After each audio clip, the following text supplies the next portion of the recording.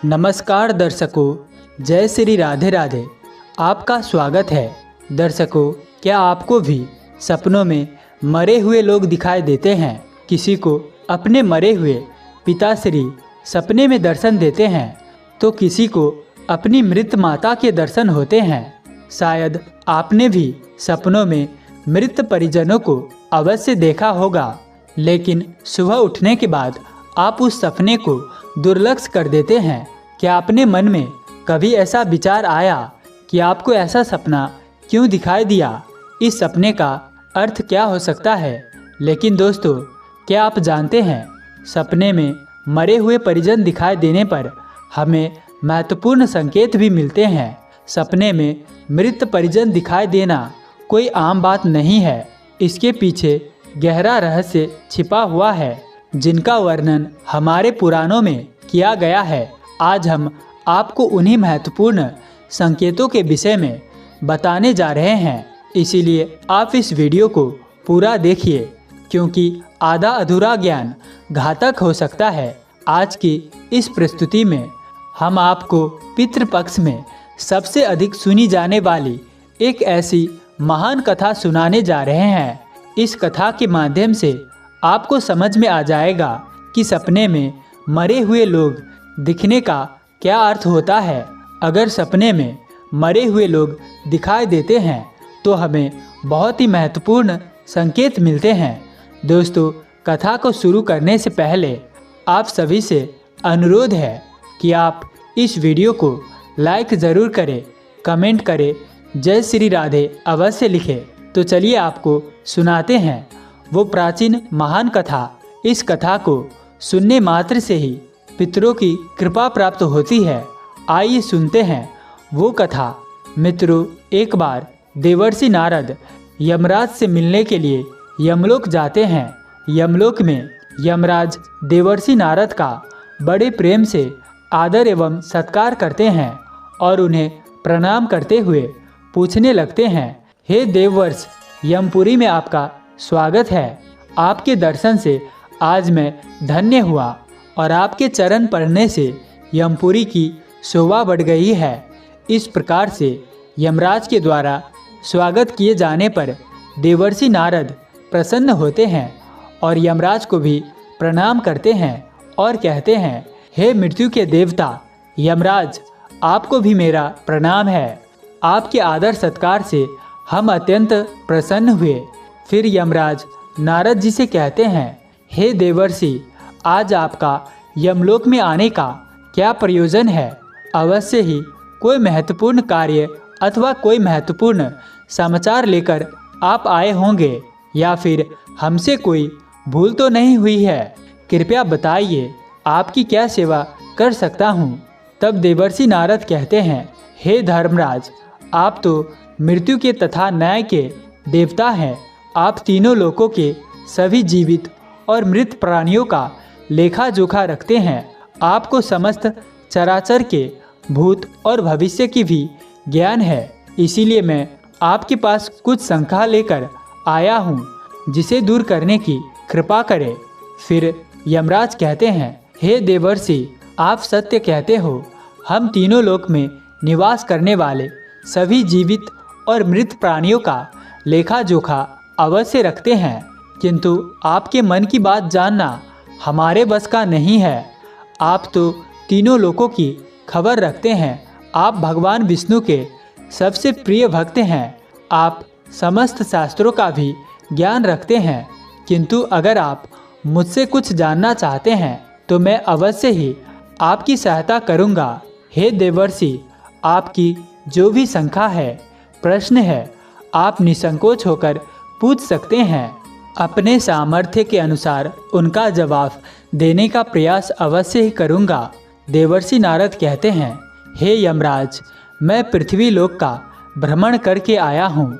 मैंने पिशाच, प्रेत, कुमांड, वेताल, चुड़ैल, पिचासनी आदि प्रकार की कई विचित्र चीज़ें देखी है जो जंगल में निवास करती हैं। इसके साथ ही मैंने देखा है ये सभी दुष्ट शक्तियाँ मनुष्य को परेशान करती है, उन्हें दुख देती है। इसका क्या कारण है, ये सभी बुरी शक्तियाँ मनुष्य को क्यों परेशान करती है, तथा मन में अन्य एक प्रश्न है कि मनुष्य कई बार सपने में अपने पूर्वजों को देखता है, तो इसका क्या अर्थ होता है? सपने में मरे हुए लोग दिखाई देने का क्या मतलब है? इससे मनुष्य को कौन से संकेत मिलते हैं?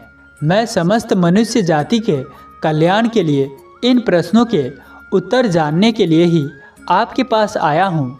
नारद जी के प्रश्न सुनकर यमराज कहते हैं, हे देवर्षि, आपने समस्त मानव जाति के कल्याण के लिए उचित ही प्रश्न किए हैं। मैं आपको इन सभी प्रश्नों का उत्तर अवश्य देता हूँ, किंतु उससे पहले मैं आपको एक अत्यंत पवित्र कथा सुनाता हूँ।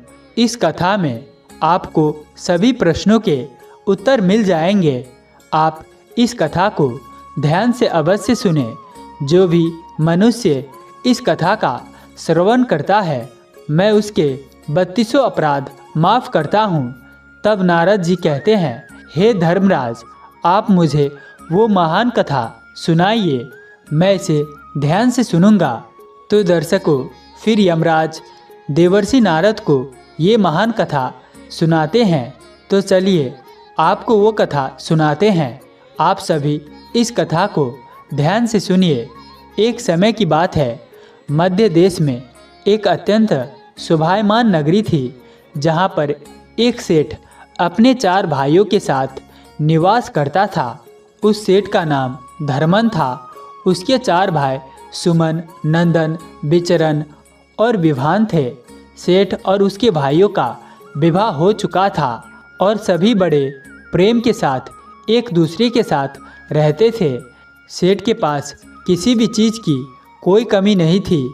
वो और उसके भाई बहुत मेहनती थे और मिलजुल कर व्यापार और खेती करते थे। पूरे नगर में सेठ के जितना कोई धनवान नहीं था।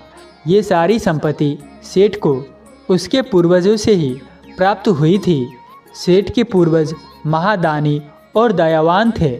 वे सभी दान धर्म और अनेक प्रकार के यज्ञ हवन आदि धार्मिक कार्य किया करते थे, किंतु सेठ कंजूस स्वभाव का था और उसके अंदर पूर्वजों के लक्षण नहीं थे। सेठ ना दान धर्म करता और ना ही यज्ञ तथा हवन आदि कार्य करता था। सेठ ने धन तो बहुत इकट्ठा किया था, किंतु उसने कभी अपने धन का सदुपयोग नहीं किया। उसने कभी किसी को फूटी कौड़ी भी दान नहीं दी और ना ही उसने कभी दूसरों को भोजन कराया। सेठ के पूर्वज तो मंदिरों में भंडारा दिया करते थे, गरीबों को वस्त्र तथा अन्न का दान किया करते थे, लेकिन सेठ ने अपने पूर्वजों का कभी अनुसरण नहीं किया। वो हमेशा ही धन कमाने में और अधिक धन संचय करने में लगा रहता था, जिससे उसके पास बहुत सारी धन संपत्ति तो हो गई, लेकिन उसके पूर्वज उससे बहुत दुखी और नाराज हो गए। फिर पितृपक्ष आया।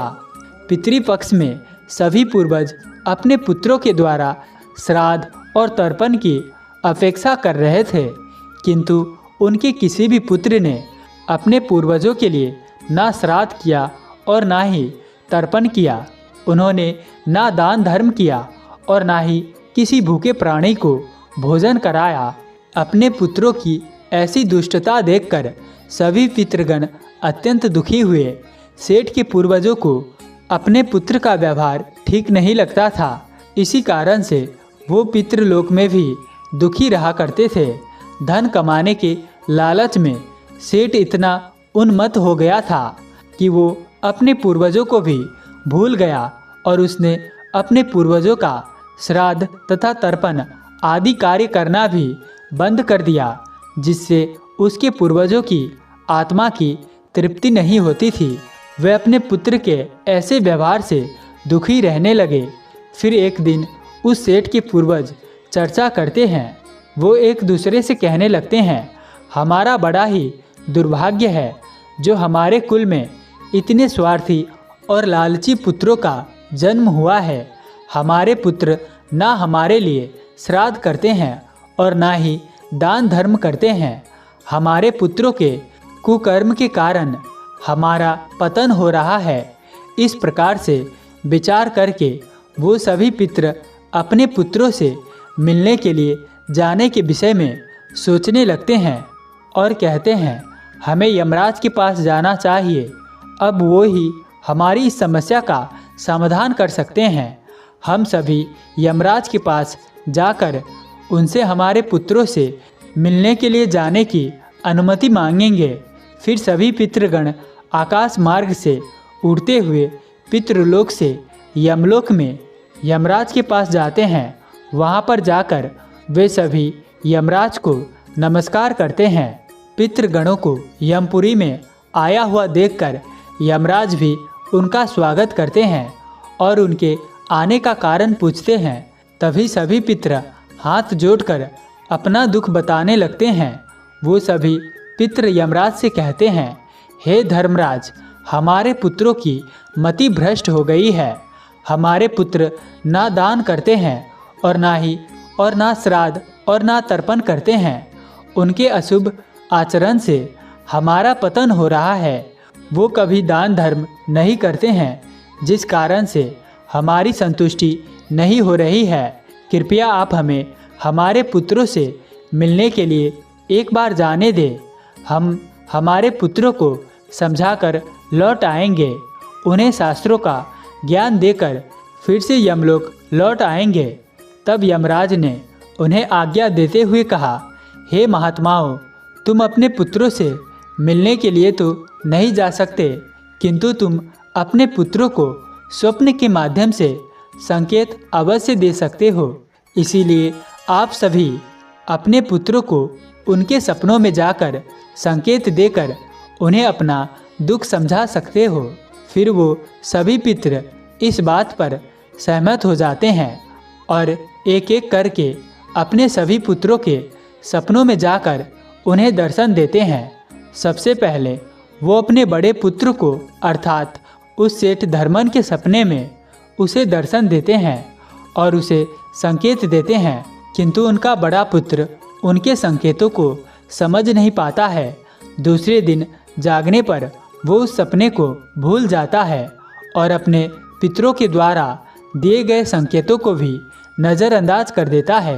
इससे वो सभी पितृगण फिर से निराश हो जाते हैं और फिर सभी पितृगण अन्य पुत्रों के सपनों में जाकर उन्हें दर्शन देने लगते हैं तथा उन्हें अनेक प्रकार के संकेत भी देते हैं।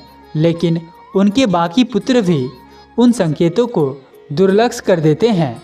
कोई भी अपने पूर्वजों के द्वारा बताए हुए संकेतों को समझ नहीं पाता है, जिससे सभी पितृगण अब अत्यंत दुखी और नाराज हो जाते हैं। सेठ और उसके भाई धन कमाने के लालच में पूरी तरह अंधे हो चुके थे।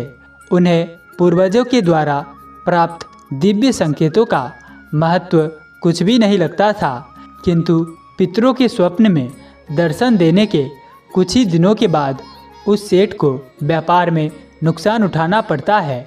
उसे व्यापार में बहुत ज़्यादा घाटा होने लगता है, जिससे उसकी सारी धन संपत्ति नष्ट हो जाती है। सभी भाइयों में वाद विवाद और लड़ाई झगड़े होने लगते हैं। पूर्वजों के द्वारा जमा की हुई सारी जमीन जायदाद को वो बेच डालते हैं और पूरी तरह से बर्बाद हो जाते हैं। सभी भाई एक दूसरे से अलग हो जाते हैं और अपना अपना पेट पालने में लग जाते हैं। उधर स्वर्गलोक में पितरों को अपना पुत्र की ऐसी दुर्गति देखकर बहुत पीड़ा होने लगती है। सभी पितृगण अत्यंत दुखी और उदास हो जाते हैं। फिर वो सभी यमराज के पास जाते हैं और कहते हैं हे धर्मराज, हमसे हमारे पुत्रों की ऐसी दुर्गति नहीं देखी जाती है। हमारे द्वारा किए गए सभी पुण्य कर्मों को हमारे पुत्रों ने नष्ट कर डाला है। कृपया आप कुछ ऐसा उपाय करें जिससे हमारे पुत्रों को उनकी भूल पता चल जाए। फिर यमराज उन पितरों से कहते हैं हे महात्माओं, तुम्हारी इस व्यथा को मैं समझता हूँ। मैं तुम्हारी अवश्य ही सहायता करूँगा। मैं स्वयं तुम्हारे पुत्रों के पास जाकर उन्हें उनकी भूल के बारे में बताता हूँ। फिर मित्रों, यमराज अपने भैंसे पर सवार होकर पृथ्वी लोक पर आते हैं और उस सेठ के घर की तरफ जाने लगते हैं। जब यमराज सेठ के घर के समीप पहुंच जाते हैं, तभी वो एक साधु का स्वरूप धारण कर लेते हैं। सबसे पहले वो उस सेठ के घर पर जाते हैं तो वो सेठ अत्यंत बीमार पड़ा हुआ होता है। द्वार पर जाकर यमराज कहने लगते हैं, भिक्षाम देहि, भिक्षाम देहि, क्या घर में कोई है? हे माई, तुम्हारे द्वार पर एक साधु आया है जो बड़े दूर से यात्रा करके आया है। कोई हो तो भिक्षा दो, भिक्षाम देहि, भिक्षाम देहि। द्वार पर आए साधु को देखकर सेठ की पत्नी सुंदना उनका स्वागत करती है और कहती है, पधारिए, हे साधु महाराज, आपका स्वागत है। कहिए, मैं आपकी किस प्रकार से सहायता कर सकती हूँ? वो साधु रूपी यमराज कहते हैं, हे देवी, मैं भूखा हूँ और यात्रा पर निकला हूँ। यदि दान में कुछ भोजन मिल जाए तो बड़ी कृपा होगी। फिर सेठ की पत्नी कहती है, ठीक है साधु महाराज, आप रुकिए, मैं अभी आपके लिए कुछ भोजन लेकर आती हूँ। सेठ की पत्नी के चेहरे पर दुख के हाव भाव देखकर साधु रूपी यमराज कहने लगते हैं, हे पुत्री, तुम्हारे मुखमंडल पर दुख दिखाई पड़ रहा है। अगर कोई गोपनीय बात ना हो तो मुझे बताओ, तुम्हारी दुख का कारण क्या है? वो स्त्री कहती है, हे साधु महाराज, आप सत्य कह रहे हैं। पहले हम बहुत धनवान और समृद्ध थे। मेरे पति और उनके भाई सभी साथ साथ रहते थे, किंतु अचानक ही सभी भाइयों में झगड़ा हो गया। अचानक से हमारा सारा व्यापार डूब गया और हम सभी दरिद्र हो गए हैं। ये किस दोष के कारण हुआ है? कृपया आप हमें बताइए। तब साधु कहता है, हे पुत्री, तुम्हारे घर में पितृदोष है, उसी कारण से तुम्हारे पति की ये दशा हुई है। तुम्हारे पति के कर्मों के कारण उसके पूर्वज रुष्ट हुए हैं। साधु की बात सुनकर वो सेठ वहाँ पर आता है और साधु से पूछने लगता है, हे साधु महाराज, कृपया मुझे बताइए, मैंने ऐसा कौन सा पाप किया है जो मेरा सब कुछ बर्बाद हो गया? मेरे भाई भी मुझे छोड़कर चले गए और मैं बीमार पड़ गया। तब वो साधु कहते हैं, हे पुत्र, तुमने अपने पूर्वजों को नाराज किया। तुम्हारे पूर्वजों ने जो संपत्ति और पुण्य अर्जित किया था, उसे तुमने और तुम्हारे भाइयों ने नष्ट कर दिया। इसी कारण से तुम्हारी ये दुर्गति हुई है।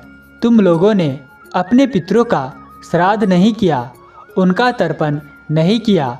इसी कारण से तुम्हारे सभी पूर्वज तुमसे रुष्ट हो गए हैं। तुम्हारे पूर्वजों ने सपने में आकर तुम्हें कई महत्वपूर्ण संकेत दिए थे, किंतु तुमने उन संकेतों को दुर्लक्ष्य कर दिया और अपने पूर्वजों को अपमानित किया। यही कारण है कि तुम्हारा सारा वैभव नष्ट हो चुका है। इस प्रकार से उस साधु के द्वारा बताने पर उस सेठ को सब कुछ पता चल जाता है। उसे याद आता है कि उसके सपने में उसके पूर्वजों ने उसे दर्शाए थे। वो सेठ उस साधु से कहता है, हे साधु महात्मा, आप सत्य कह रहे हैं। हमारे पूर्वजों ने हमें सपने में दर्शन अवश्य दिए थे, किंतु हम उनके द्वारा दिए गए संकेतों को समझ नहीं पाए। कृपया आप मुझे सपने में पूर्वजों को देखने पर क्या संकेत मिले थे, इस बारे में बताइए। फिर वो साधु कहते हैं, हे पुत्र, अब तुम ध्यान से सुनो। मैं तुम्हें सपने में पूर्वज दिखाई देने पर मिलने वाले संकेतों के बारे में बताता हूँ। साधु रूपी यमराज कहते हैं, हे पुत्र, यदि पितरों का उद्धार नहीं होता तो वो प्रेत योनि में ही मृत्यु लोक पर भटक रहे होते हैं। वो भूख प्यास से व्याकुल होकर अपने घर में प्रवेश करते हैं। सुनो वत्स, अब मैं तुम्हें उन सभी संकेतों के बारे में बताता हूँ जो तुम्हें ध्यान रखना चाहिए। यमराज ने साधु भेष में सेठ को बताया, यदि तुम अपने सपनों में अपने पूर्वजों को भूख और प्यास से व्याकुल देखते हो तो ये संकेत अत्यंत महत्वपूर्ण है। इसका तात्पर्य ये है कि तुम्हारे पितृ अभी भी प्रेत योनि में भटक रहे हैं। इसका कारण ये है कि उनके लिए उचित रूप से श्राद्ध कर्म और तर्पण नहीं किया गया है। वो अभी भी अपने परिवार से आहार और जल की प्रतीक्षा कर रहे हैं। ये स्थिति तब तक उत्पन्न होती है जब पूर्वजों का तर्पण समय पर नहीं किया जाता या जब श्राद्ध की प्रक्रिया को पूरी श्रद्धा से नहीं निभाया जाता। तुम्हारे पूर्वज स्वप्न के माध्यम से अपनी पीड़ा व्यक्त कर रहे हैं ताकि तुम उनकी स्थिति को समझो और उनके लिए आवश्यक धार्मिक अनुष्ठान कर सको। इस समस्या का समाधान यही है कि अपने पितरों के लिए विधि पूर्वक श्राद्ध कर्म और तर्पण किया जाए। सेठ को और स्पष्ट करते हुए यमराज बोले, अगर तुम्हें अपने सपनों में मृत पूर्वज जंजीर में बंधे हुए दिखाई देते हैं तो ये अत्यंत चिंता का विषय है। ये संकेत इस बात का प्रतीत है कि तुम्हारे पितृ किसी बंधन में हैं और उन्हें मुक्ति नहीं मिल पाई है। ये स्थिति तब उत्पन्न होती है जब उनके श्राद्ध या तर्पण समय पर नहीं किए जाते हैं या उनके लिए आवश्यक धार्मिक कृत्य अधूरे रहते हैं। ये दर्शाता है कि पितृ की मुक्ति में बाधाएं उत्पन्न हो रही है। इस समस्या का समाधान भी यही है कि तुम दान, श्राद्ध और तर्पण का आयोजना करो ताकि पितरों की आत्मा को शांति मिल सके, वो अपने बंधनों से मुक्त हो सके। यमराज ने गंभीरता से कहा, अगर तुम्हारे पूर्वज सपने में मैले और फटे पुराने वस्त्र पहने हुए दिखा तो ये अत्यंत अशुभ संकेत है। ये इस बात का प्रतीत है कि तुम्हारे पितृ अत्यधिक दुखी और पीड़ित है और उनकी आत्मा को शांति प्राप्त नहीं हो पा रही है। ये तब होता है जब उनके लिए श्राद्ध कर्म, तर्पण और पिंडदान नहीं किया जाता है। इसीलिए जब भी इस प्रकार का सपना आए तो अपने पूर्वज की आत्मा की शांति के लिए तुरंत पिंडदान और तर्पण करना अनिवार्य होता है। सेठ से बात करते हुए यमराज ने समझाया, अगर तुम्हारे पूर्वज सपने में तुमसे कुछ मांगते हुए दिखाई देता है तो ये इस बात का संकेत है कि उनकी कोई अधूरी इच्छा बाकी रह गई है। उनके जीवन काल की कोई अभिलाषा अधूरी रह गई थी जो उन्हें मुक्ति प्राप्त करने में बाधा डाल रही है। ऐसे ही सपनों में ये देखना महत्वपूर्ण है कि वो किस प्रकार की वस्तु की मांग कर रहे हैं। तुम्हें उस वस्तु या उसकी समरूप चीज़ का दान करना चाहिए ताकि उनके अधूरे कार्य पूर्ण हो सके और उनकी आत्मा को शांति प्राप्त हो सके। जब उनकी इच्छाएं पूरी हो जाती है तो वो प्रेत योनि से मुक्ति पा लेते हैं। यमराज ने सेठ की ओर देखते हुए कहा, यदि सपने में तुम्हारे पूर्वज तुम्हारे सिर पर हाथ फेरते हुए दिखाई दे तो ये अत्यंत शुभ संकेत होता है। इसका अर्थ ये है कि तुम्हारे पूर्वज तुमसे अत्यधिक प्रसन्न है और तुम्हें अपना आशीर्वाद दे रहे हैं। ऐसे सपने इस बात का प्रतीत होते हैं कि तुम्हारे जीवन में कुछ अच्छा होने वाला है और तुम्हारे पूर्वज सदैव तुम्हारे साथ रहकर तुम्हारी रक्षा कर रहे हैं। ये संकेत तुम्हारे पितरों की प्रसन्नता का प्रतीक है जो उनके आशीर्वाद के रूप में प्रकट हो रहा है।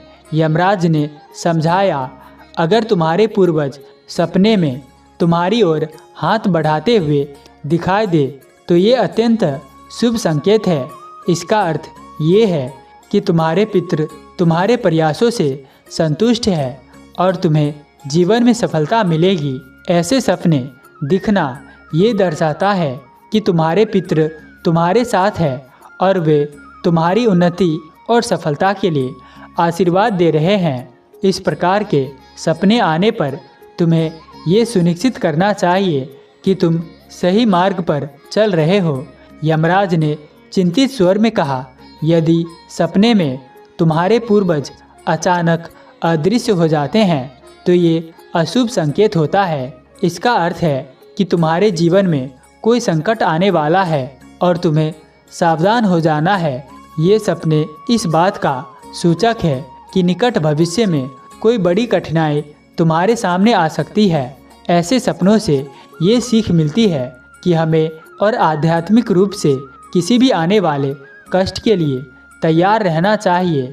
सेठ को और अधिक गंभीर होते हुए यमराज बोले, अगर सपने में तुम्हारे पूर्वज क्रोधित अवस्था में दिखाई दे तो ये इस बात का संकेत है कि वो तुमसे नाराज है। इसका अर्थ ये है कि तुम कोई ऐसा कार्य कर रहे हो जो उन्हें पसंद नहीं है और वो चाहते हैं कि तुम उस कार्य को बंद कर दो। ये एक चेतावनी है कि तुम्हारे कर्मों में कोई कमी है और तुम्हें अपने मार्ग पर विचार करना चाहिए। इस प्रकार का सपना आने पर तुम्हें अपने कार्यों की समीक्षा करनी चाहिए और सही मार्ग पर चलने का प्रयास करना चाहिए। यमराज ने दुख भरे स्वर में कहा, अगर तुम अपने सपने में अपने पूर्वजों को रोते हुए देखो तो ये संकेत अत्यंत शुभ संकेत है। इस बात का प्रतीक है कि तुम्हारे जीवन में कोई बड़ा संकट आने वाला है और तुम्हारे पूर्वज उस संकट से बहुत दुखी है। ये सपने इस बात की चेतावनी देते हैं कि तुम्हें सतर्क हो जाना है और ईश्वर की भक्ति में मन लगाना चाहिए ताकि उस संकट से तुम्हारी रक्षा हो सके। यमराज मुस्कुराते हुए बोले, यदि सपने में तुम्हारे पूर्वज स्वस्थ, प्रसन्न, तेजस्वी दिखाई दे तो ये अत्यंत शुभ संकेत है। इसका अर्थ है कि तुम्हारे पितरों को मुक्ति मिल चुकी है और वो तुमसे प्रसन्न है। ऐसे सपने इस बात का संकेत होते हैं कि तुम्हारे पितृ तुम्हें आशीर्वाद दे रहे हैं और तुम्हारे जीवन में सुख, शांति और समृद्धि आने वाली है। ये संकेत ये दर्शाता है कि तुम सही मार्ग पर हो और तुम्हारे पूर्वज तुम्हारी प्रगति से संतुष्ट है। यमराज चेतावनी भरे स्वर में कहा, अगर पितृपक्ष के दौरान तुम्हें सपने में घोड़ा, हाथी, बैल या कोई विकृत मनुष्य दिखाई दे तो ये इस बात का संकेत है कि तुम्हारे पितरों की मुक्ति नहीं हुई है और वो अब भी प्रेत योनि में भटक रहे हैं। ये इस बात का भी संकेत है कि वो तुमसे अत्यंत दुखी है। ऐसे संकेत मिलने पर तुम्हें तुरंत पितरों की संतुष्टि के लिए दान और श्राद्ध करना चाहिए ताकि उनकी आत्मा को शांति मिल सके। अंत में यमराज बोले, यदि तुम्हें सपने में कोई जानवर जैसे कुत्ता, बैल, गाय या अन्य पशु मनुष्य की तरह बात करते हुए दिखाई दे तो ये अत्यंत विचलित कर देने वाला संकेत है। इसका अर्थ ये है कि तुम्हारे पितरों की आत्मा को शांति नहीं मिल रही है।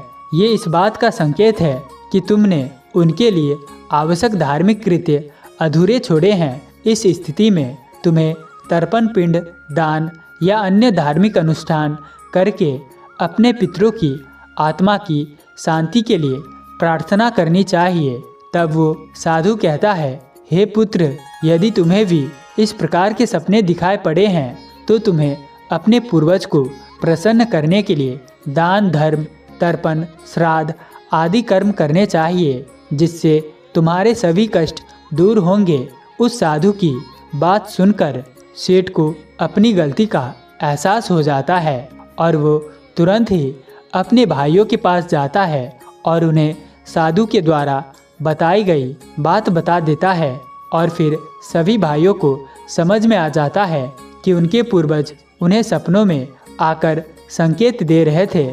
फिर वो सभी भाई मिलकर नदी के तट पर जाते हैं और अपने पूर्वजों के लिए श्राद्ध, तर्पण, दान, धर्म आदि कार्य करते हैं और अपने पितरों को संतुष्ट करते हैं। फिर एक दिन उनके पूर्वज उनके सपने में आकर उन्हें दर्शन देते हैं और उन्हें नाना प्रकार के संकेत देते हैं।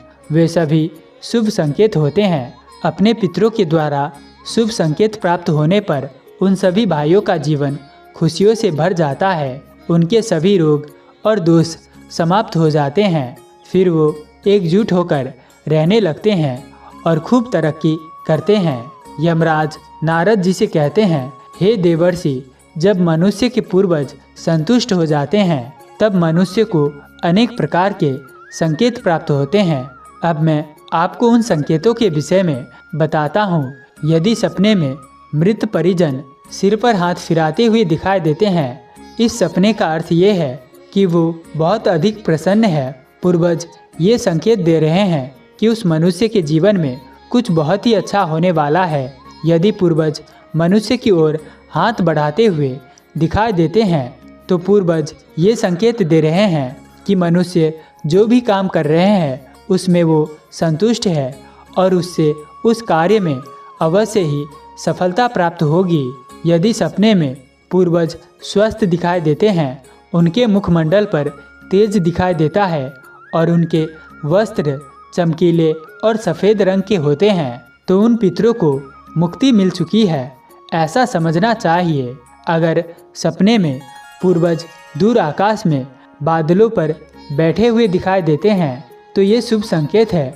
मनुष्य के पूर्वज अत्यंत प्रसन्न है और उसे आशीर्वाद दे रहे हैं। इस प्रकार से उन सभी भाइयों को पूर्वज के द्वारा शुभ संकेत प्राप्त होते हैं और उनका खोया हुआ सारा धन और संपत्ति उन्हें वापस मिल जाते हैं और सभी भाई मिलजुल कर एक साथ रहने लगते हैं और सुखपूर्वक 100 वर्ष तक जीवन व्यतीत करके दिव्य विमानों में बैठकर पितृलोक चले जाते हैं। तो दर्शकों, इस प्रकार से यमराज ने देवर्षि नारद को पितृ के द्वारा मिलने वाले संकेत बताएं। आपको ये कथा कैसी लगी कमेंट करके ज़रूर बताएं। जानकारी अच्छी लगी तो वीडियो को लाइक करें और कमेंट में जय श्री राधे ज़रूर लिखें। साथ ही चैनल को सब्सक्राइब करें। आप सभी का धन्यवाद। जय श्री राधे राधे।